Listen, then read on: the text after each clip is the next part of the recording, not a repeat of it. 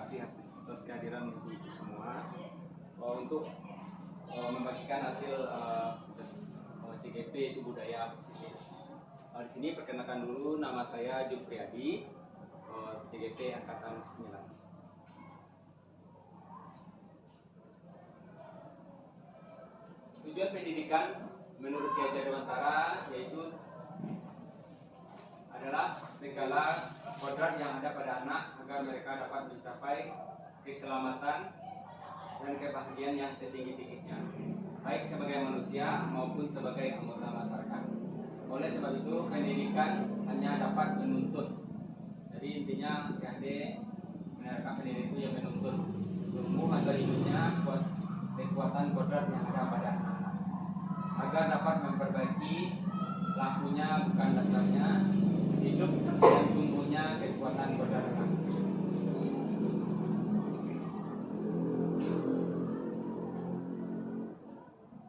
Di sini mungkin saya akan memaparkan budaya positif. Yang pertama, apa makna budaya positif? Budaya positif di sekolah yaitu nilai-nilai kebiasaan yang di sekolah yang berpihak pada peserta didik agar mereka berkembang menjadi pribadi yang kritis, penuh hormat dan bertanggung jawab sesuai dengan profil pelajar Pancasila.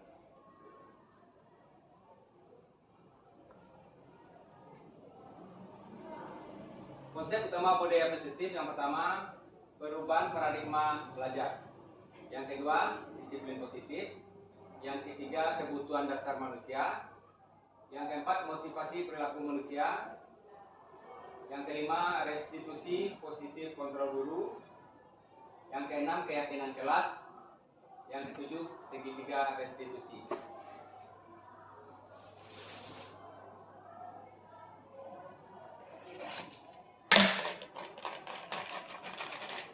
Pertama, kita bahas dulu tentang perubahan paradigma teori kontrol. Berikut ini paparan Dr. William Glasser dalam kontrol teori untuk meluluskan mikrokonsepsi tentang kontrol. Yang pertama, ilusi guru mengontrol murid. Yang kedua, ilusi bahwa kritik dan membuat orang merasa bersalah dapat menguatkan karakter. Yang ketiga, ilusi bahwa semua penguatan positif efektif dan bermanfaat. Yang keempat, ilusi bahwa orang dewasa memiliki hak memaksa.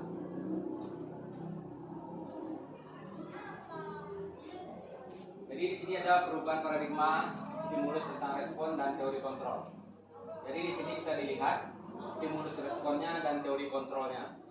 Jika stimulusnya kita mencoba mengubah orang agar berpandangan sama dengan kita, teori kontrolnya kita berusaha memahami pandangan orang lain tentang dunia.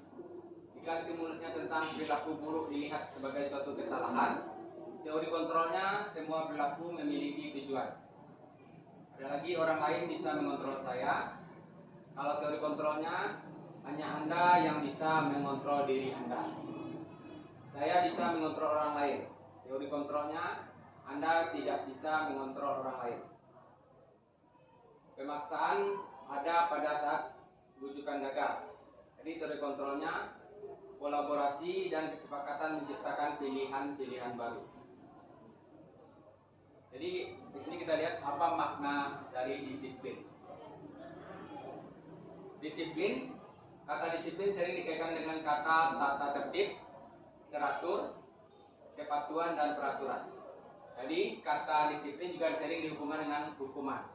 Padahal itu sungguh berbeda karena belajar dengan disiplin tidak harus dengan memberi hukuman.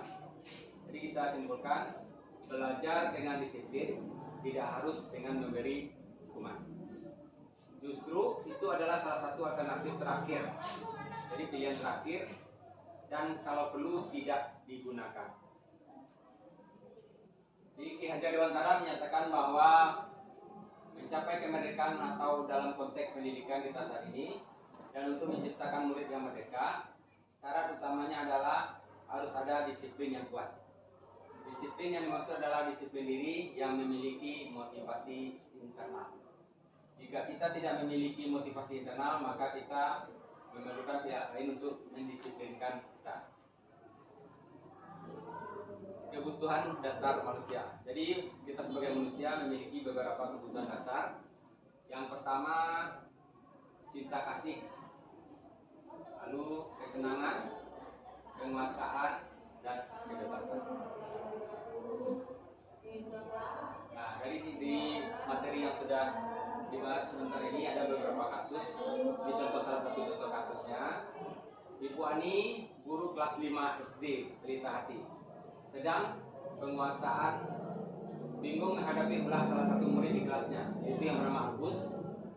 Itu beberapa anak telah datang dan mengeluhkan bahwa Agus yang sering kali meminta bekal makan siang mereka dengan paksa. Jadi ada kasusnya Agus sering meminta bekal secara paksa.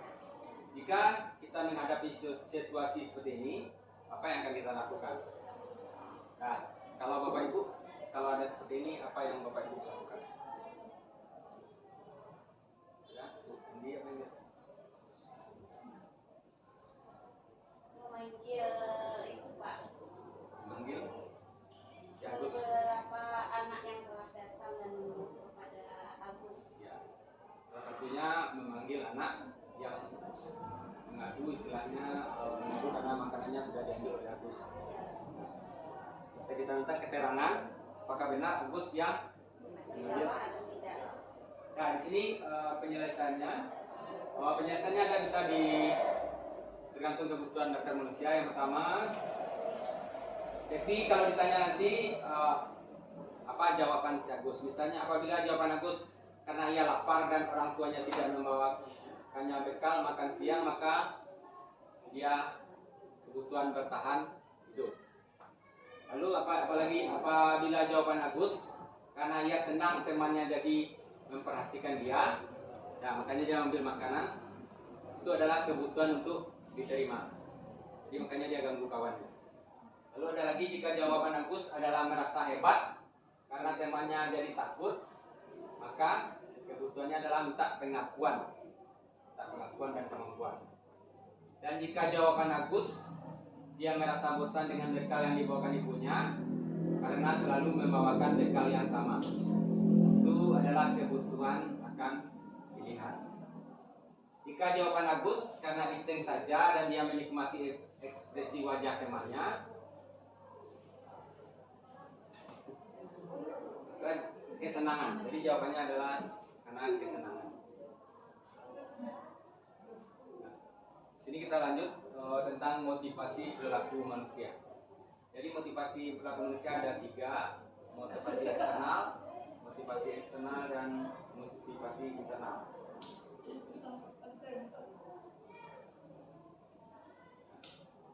Sini kita akan bahas lagi tentang keyakinan kelas. Keyakinan kelas, hukuman, dan penghargaan. Nanti kita sebagai guru, Pak Ibu, sebelum kita memulai pelajaran atau tahunan pelajaran baru, perlunya kita buat dulu keyakinan kelas kita. Jadi mengapa peraturan saja, mengapa harus keyakinan kelas? Jadi itu ditanya, mengapa tidak peraturan? Karena peraturan sekolah sudah ada kan? Mengapa harus ada keyakinan kelas? Jadi salah satu jawabannya itu, mengapa kita memiliki peraturan harus menggunakan helm? Contohnya, bila mengendarai kendaraan roda 2. Mengapa kita memiliki peraturan 3M? Itu waktu kemarin, yaitu masker, menggunakan masker, mencuci tangan, dan menjaga jarak. Lalu mengapa kita memiliki peraturan harus datang tepat waktu? Untuk mendukung motivasi intrinsik kembali ke nilai-nilai keyakinan, lebih menggerakkan seseorang dibandingkan mengikuti serangkaian peraturan. Nah, jadi untuk keyakinan kelas, hubungkan dengan keyakinan kelas. Keyakinan kelas adalah nilai-nilai kebajikan atau prinsip universal yang disepakati bersama. Jadi kalau keyakinan kelas, ini keyakinan yang kita buat bersama dengan murid kita. Jadi sebelum kita masuk tahun ajaran baru, pertemuan pertama diusahakan dulu membuat keyakinan kelas. Jadi kesepakatan antara guru dan siswa yang disepakati bersama. Lalu ada lagi pendapat dari Gozen tahun 1998, suatu keyakinan akan lebih memotivasi seseorang dari dalam. Seseorang akan lebih bersemangat untuk menjalankan keyakinan daripada hanya sekedar mengikuti serangkaian peraturan. Jadi kalau anak itu terlibat dalam membuat keyakinan kelas, secara otomatis anak akan lebih patuh, lebih menuruti semua yang ada di kelasnya. Nah, dalam pembentukan keyakinan kelas ada beberapa langkah yang bisa kita gunakan. Yang pertama, keyakinan kelas bersifat abstrak daripada peraturan. Yang kedua, keyakinan kelas berupa pernyataan-pernyataan yang universal. Yang ketiga, pernyataan keyakinan kelas senantiasa dibuat dalam bentuk positif. Lalu keyakinan kelas hendaknya tidak terlalu banyak sehingga mudah diingat dan dipahami. Jadi kalau bisa garis-garis besar saja. Lalu yang selanjutnya, semua warga kelas sebaiknya ikut berkontribusi dalam membuat kegiatan kelas lewat curah pendapat. Lalu bersedia meninjau kembali keyakinan kelas. Setelah keyakinan kelas, kita masuk lagi tentang budaya positif. Di sini dalam budaya positif ada lingkungan positif, keyakinan kelas, dan peraturan kelas. Jadi di sini kita bisa membedakan yang mana peraturan, yang mana keyakinan kelas. Jadi kalau ada di peraturan selalu kembalikan buku ke tempatnya. Jadi kalau untuk keyakinan kelas supaya ya langsung aja tanggung jawab. Jadi semua siswa bertanggung jawab mengembalikan buku pada tempatnya. Kalau dari peraturannya dilarang mengganggu orang lain. Nah, kalau dalam keyakinan kelas menghormati orang lain dan diri sendiri. Lalu peraturannya misalnya hadir di sekolah 15 menit sebelum pembelajaran dimulai. Kalau keyakinan kelasnya menghormati orang lain, komitmen pada tujuan. Lalu dilarang melakukan kekerasan. Kalau keyakinan kelasnya keselamatan, menghormati orang lain. Dilarang menggunakan narkoba. Jadi kalau keyakinan kelasnya kesehatan, karena sangat berhubungan dengan kesehatan. Bergantian atau menunggu giliran, berarti kita harus menghormati orang lain atau istilahnya kesabaran. Gunakan masker, itu kesehatan dan keselamatan. Jadi ada lagi jangan berlari di kelas atau koridor, berarti keselamatan dan kenyamanan. Nah, dan selanjutnya tentang mari berlatih hukuman atau konsekuensi. Jadi tindakan guru tentang keyakinan kelas tadi ada beberapa mungkin tindakan guru. Yang pertama misalnya mencatat 100 kali di dalam buku kalimat saya tidak akan terlambat lagi, misalnya seperti itu. Ada lagi mungkin yang fisik tadi mengelilingi lapangan basket 2 kali. Ada lagi murid diminta push up 15 kali. Lalu menggantikan kertas tugas teman yang telah dicoret. Membersihkan tumpahan air di meja tulis karena tersenggol pada saat belajar. Jadi ada beberapa tindakan guru. Nah, kalau tindakan gurunya seperti itu, di 1000 kali di dalam membuat buku kalimat itu sifatnya hukuman. Kalau lari mengelilingi lapangan basket masih hukuman. Lalu murid diminta untuk push up masih hukuman. Jadi kalau bisa kita konsekuensikan dengan misalnya mengganti. Misalnya ada kertas yang dicoret-coret, maka siswa harus menggantinya. Lalu ada lebih membersihkan tumpahan cat air. Jika ada air yang ditumpah oleh siswa, kita tidak langsung menghukum, tapi kita disuruh siswa untuk membersihkan tumpahan air. Jadi ada konsekuensinya. Seperti ini juga tidak boleh meminta murid tidak mengenakan sepatu seharian di sekolah. Ini kalau kasusnya sepatunya beda warna. Jadi kalau kita siswa menggunakan sepatu itu adalah sifatnya hukuman. Kalau bisa untuk berarti hukuman dan konsekuensi kita pilih konsekuensi. Nah di sini juga bisa lihat apa perbedaan hukuman dan konsekuensi. Jadi hukuman dan konsekuensi, misalnya hukuman yang pertama, sesuatu yang menyakitkan harus terjadi. Jadi kalau konsekuensinya sesuatu harus terjadi. Membuat anak sakit itu sifatnya fisik maupun hati, itu jangka panjang. atau waktu yang lama. Konsekuensinya membuat anak merasa tidak nyaman dalam jangka waktu yang pendek. Lalu anak membenci kedisiplinan, kita buat konsekuensinya anak menghargai disiplin. Ada lagi paksaan, kita buat konsekuensinya stimulus atau tanggapan. Jadi kedua belah pihak saling berhubungan. Lanjut kita masuk ke apa itu restitusi. Restitusi adalah proses menciptakan kondisi bagi murid untuk memperbaiki kesalahan mereka sehingga mereka bisa kembali pada kelompok mereka dengan karakter yang lebih kuat.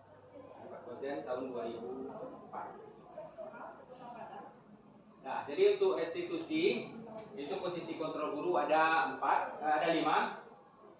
Yang pertama menghukum, yang kedua membuat rasa bersalah, yang ketiga sebagai teman, yang keempat sebagai pemantau, yang kelima sebagai manajer.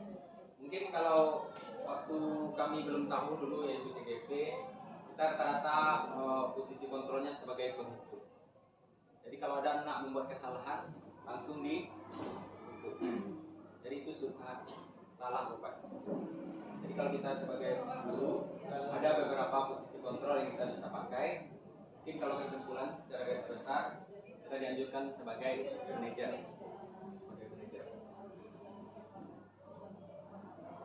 Nah ini bisa dilihat perbedaannya menghukum, membuat rasa bersalah sebagai teman, sebagai pemantau dan sebagai manajer. Kalau menghukum sifatnya menghardik, menunjuk-nunjuk, menyakiti dan menyindir. Kalau sebagai membuat rasa bersalah, ini katanya menguatkan istilahnya ketika katanya ibu kecewa.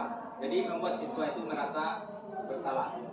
Kalau sebagai teman, membuat alasan-alasan untuk muridnya. Kalau sebagai pemantau menghitung dan mengukur. Yang kelima sebagai manajer mengajukan pertanyaan. Dalam perkataannya, kalau sebagai penghukum, kalau kamu tidak melakukan awas, jadi sifatnya ancaman. Tapi kalau sebagai membuat siswa merasa bersalah, guru akan berkata, kamu seharusnya sudah tahu, ibu lebih lelah sekali mengatakannya. Jadi guru berkata kepada murid, kamu seharusnya sudah tahu, ibu lelah sekali. Jadi membuat murid merasa salah. Kalau sebagai teman, ayolah lakukan demi ibu. Jadi dia berdialog seperti teman. Masa kamu tidak bisa atau tidak mau? Ingat, tidak, ibu pernah bantu. Kalau pemantau, apa peraturannya? Sebagai manajer, apa yang kita yakini, apa yang bisa kita kerjakan untuk memperbaiki masalah. Ya, ibu-ibu, kembali ke posisi kontrol guru tadi. Bapak Ibu, di mana posisi kita sekarang? Rina sebagai penghukum, Rosi sebagai apa? Rosi penghukum juga. Nah, memang kalau dulu sebelum saya masuk ke JGT hampir sama dengan Ibu juga sebagai penghukum. Seharusnya kita sebagai manajer nanti ada di segitiga distribusi materinya. Jadi kita tidak perlu menghukum dulu anak, tapi kita tanya dulu kenapa dia melakukannya. Jadi tidak perlu langsung menghukum, karena masing-masing anak pasti punya alasan. Tidak mungkin dia membuat kesalahan tanpa alasan.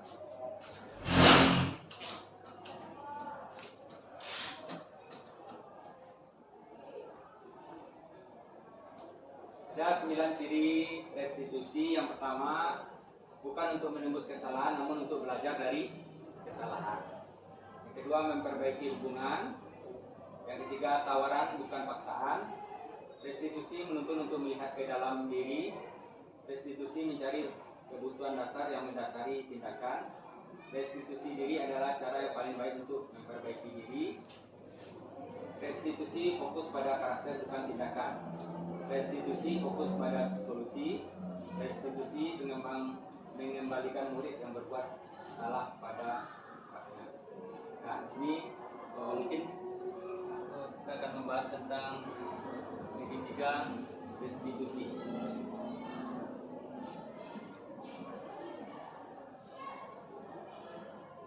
Tentang segitiga restitusi. Bapak Ibu, segitiga restitusi adalah suatu proses dialog yang dijalankan guru dan orang tua agar dapat menghasilkan murid yang mandiri dan bertanggung jawab. Jadi ada 3 langkah segitiga restitusi. Yang pertama, menstabilkan identitas. Yang kedua, validasi tindakan yang salah. Yang ketiga, menanyakan keyakinan. Yang pertama kita bahas dulu tentang menstabilkan identitas. Yang pertama, bagian dasar dari segitiga restitusi memiliki tujuan untuk merubah orang yang gagal karena telah berbuat kesalahan menjadi orang yang sukses. Jadi istilahnya semua kita pasti punya salah. Dan kalau kita memperbaiki kesalahan, nantinya kita akan sukses. Lalu kita harus mampu meyakinkan mereka dengan mengatakan kalimat seperti, jadi kalau ada anak kita buat kesalahan, kita bisa menggunakan kalimat seperti ini. Tidak ada manusia yang sempurna. Jadi istilahnya kita menenangkan siswa kita dulu. Saya juga pernah melakukan kesalahan seperti itu. Jadi anak merasa tenang. Lanjut, ketika seseorang dalam kondisi emosional, jadi kalau anak emosional, maka otak tidak akan mampu berpikir rasional. Jadi saat inilah kita menstabilkan identitas anak. Anak kita bantu untuk tenang dan mencari solusi untuk menyelesaikan permasalahan. Jadi kalau ada kasus anak, seperti kemarin ada kasus 8B, istilahnya dia sering terlambat ke sekolah, sering terlambat, hampir tiap hari terlambat. Jadi kalau kita sebagai penghukum, mungkin langsung aja dipanggil Bapak Ibu, buat perjanjian, panggil orang tuanya kan. Tapi kalau kita menggunakan segitiga restitusi, kita stabilkan dulu. Kita tenangkan dia, Bapak juga pernah melakukan kesalahan seperti ini. Lalu kita tanya, kenapa dia melakukan atau bisa terlambat terus-menerus. Lalu setelah kita menstabilkan, kita ambil tindakan yang kedua, segitiga restitusi, yaitu validasi tindakan yang salah. Kita harus memahami kebutuhan dasar yang mendasari tindakan anak berbuat kesalahan. Jadi setelah kita tenangkan, kita tanya, pasti dia mengaku Bapak Ibu. Kenapa dia terlambat, kenapa dia membuat kesalahan itu. Lalu menurut teori kontrol, semua tindakan manusia baik atau buruk pasti memiliki maksud atau tujuan. Jadi ini ada alasannya, pasti dia ada alasan. Ketika kita menolak anak yang berbuat salah, dia akan tetap dalam masalah. Kalau tidak kita selesaikan dia punya masalah, kenapa dia terlambat, kita biarkan, maka dia akan terus terlambat terus, tidak akan berubah-ubah. Jadi kita selesaikan, yaitu dengan validasi tindakan yang salah apa, kenapa dia berbuat seperti itu. Kita tenangkan dulu, kenapa dia berbuat seperti itu, kita cari solusinya. Yang diperlukan adalah kita memahami alasan melakukan hal yang tersebut sehingga anak merasa dipahami. Lalu yang ketiga tentang segitiga restitusi. Jika langkah pertama dan kedua sukses dilakukan, maka anak akan siap untuk dihubungkan dengan nilai-nilai yang dia percaya dan berpindah menjadi orang yang dia inginkan. Penting menanyakan anak tentang kehidupannya ke depan yang dia inginkan. Ketika mereka sudah menemukan gambaran masa depannya, guru dapat membantu mereka untuk tetap fokus pada gambarannya. Jadi melalui segitiga restitusi kita dapat mewujudkan mereka menjadi murid yang merdeka. Mereka mampu menyelesaikan masalah dengan motivasi internal dan bertanggung jawab terhadap pilihannya. Jadi kalau langkah kedua, ketiga sudah selesai, Bu, Bapak, sudah dapat kita mendekati anak, kita stabilkan, dia sudah tenang, sudah kita tanya kenapa alasannya. Kalau bisa kita tanya langsung ke anak, apa solusi dari masalah itu. Kita serahkan dulu ke anak. Misalnya dia terlambat, mungkin alasannya karena sering begadang atau main game. Jadi kita bisa tanya apa solusinya. Kita kasih kepercayaan dia dulu untuk menyelesaikan masalahnya dia sendiri. Seandainya tidak bisa, baru kita sebagai guru untuk menyelesaikannya. Kalau anak dikasih kepercayaan, insya Allah dia bisa dipercaya. Jadi biasanya anak yang terlambat tidak akan lagi terlambat.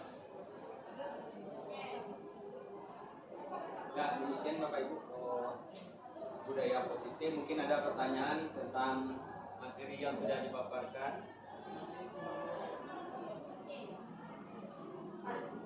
Ya, Bu Indi. Pak, tadi kan sudah membahas mengenai segitiga restitusi ya Pak ya. Di sana ada validasi tindakan, ada menanyakan keyakinan dan menstabilkan identitas. Apakah segitiga restitusi ini bisa dilakukan apabila ada masalah yang sangat rumit, contohnya ya Pak ya, seperti masalah tahun-tahun sebelum kita COVID itu ada kejadian di 83, mungkin Bapak sama-sama tahu mengenai masyada dan rahmat. Apakah itu bisa kita lakukan dalam bentuk segitiga restitusi atau tidak?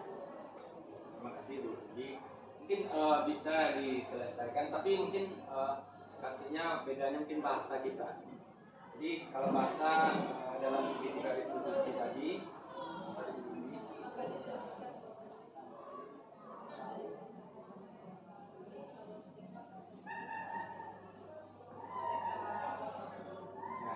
dalam kasus anak Bu ini kemarin mungkin kita sudah tahu kan. Tapi kalau menurut saya bisa diselesaikan dengan segitiga restitusi. Kita tenangkan, kita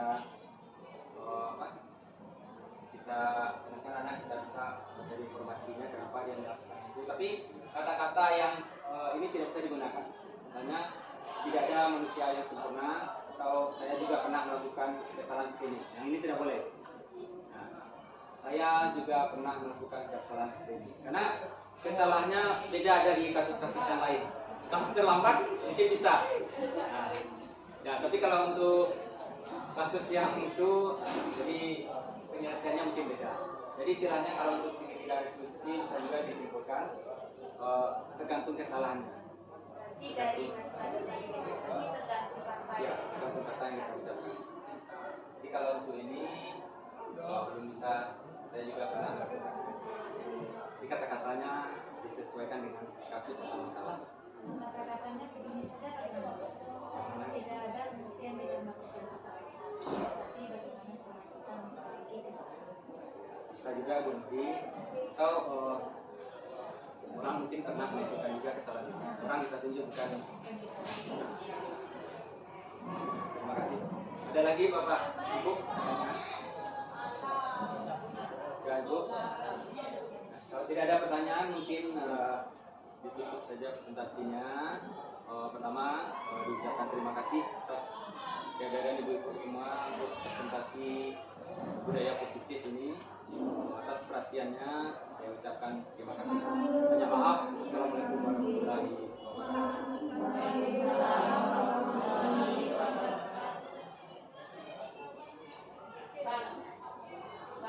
Oke. Kamu lagi.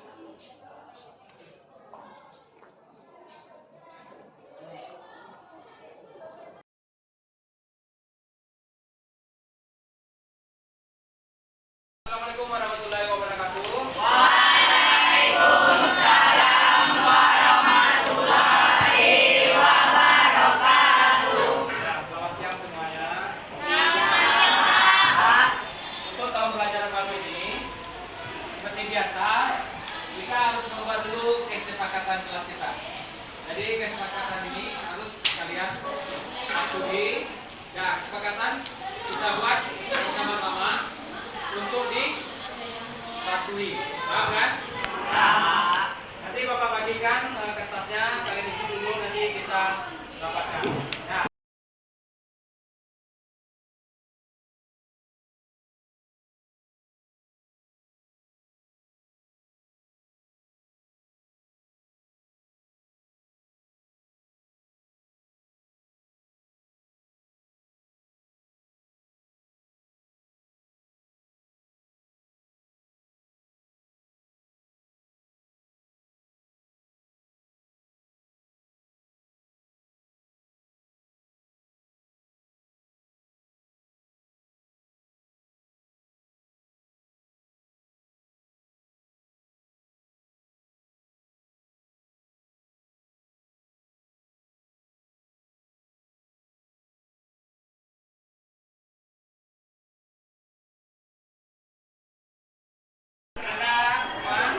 Jadi ini kesepakatan kita per kelompok.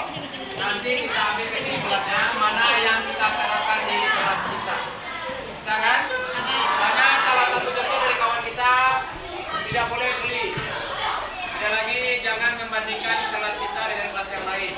Jadi kita